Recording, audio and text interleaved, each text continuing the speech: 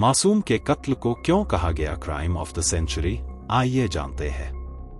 1 मार्च 1932 को 20 महीने के चार्ल्स ऑगस्टस लिंडबर्ग जूनियर का अपहरण कर लिया गया।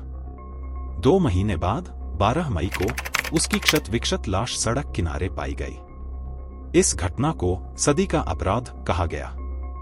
यह मामला लगभग 100 साल पहले अमेरिका में हुआ था, लेकिन आज भी लोग इस मामले में गहरी दिलचस्पी रखते हैं।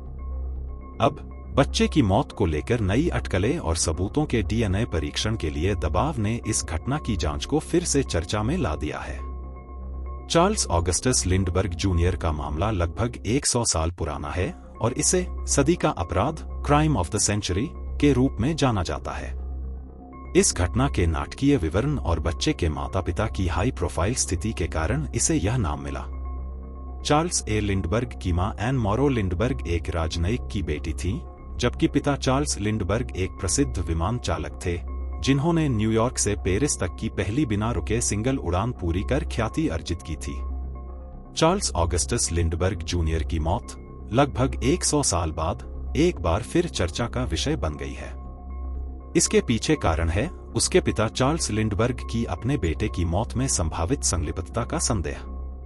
एक अजीब और भयानक सिद्धांत, साथ ही साक्ष्य के डीएनए परीक्षण के लिए नए कानूनी दबाव ने सबसे लंबे समय तक चले हत्या रहस्यों में से एक को फिर से जनता की नजर में ला दिया है।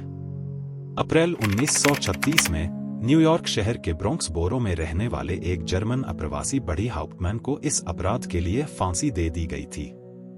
अब उसकी परपोती भतीजी सीजन लव और उसकी चाची ने हाल ही में डीएनए नमूने प्रदान किए हैं।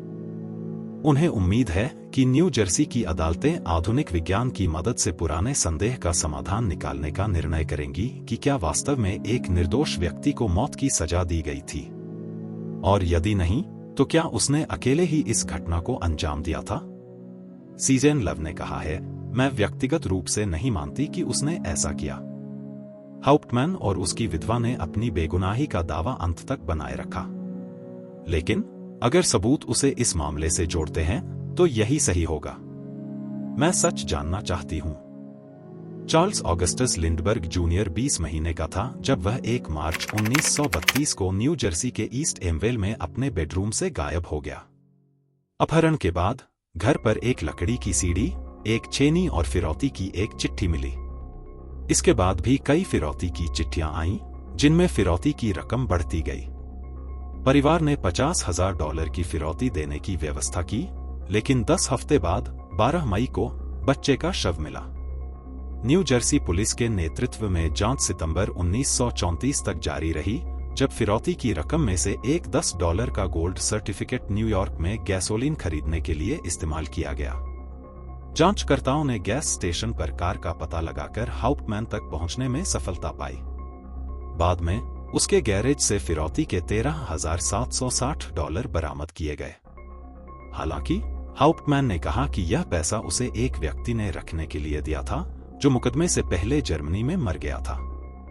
अपहरण की जगह से उंगलियों के कोई निशान नहीं मिले और हाउप्टमैन ने कभी अपराध स्वीकार नहीं किया।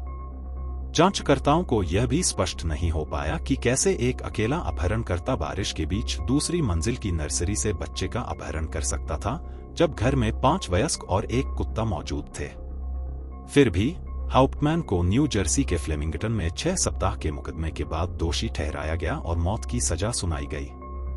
जब चार्ल्स ऑगस्टस लिंडबर्ग जूनियर का अपहरण और हत्या हुई, तब उनके पिता चार्ल्स लिंडबर्ग राष्ट्रीय हीरो थे, क्योंकि उन्होंने न्यूयॉर्क से पेरिस तक की पहली बिना रुके सिंगल उड़ान पूरी की थी।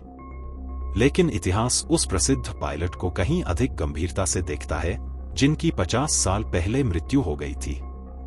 लिंडबर्ग यूजेनिक्स के अध्ययन से आकर्षित थे। 1938 में उन्होंने एडोल्फ हिटलर की ओर से हरमन गोअरिंग से विमानन में उनके योगदान के लिए पदक स्वीकार किया, जिससे मीडिया ने उनकी कड़ी आलोचना की। कई लोगों ने इसे नाजी शासन के प्रति उनकी सहानुभूति के संकेत के रूप में देखा।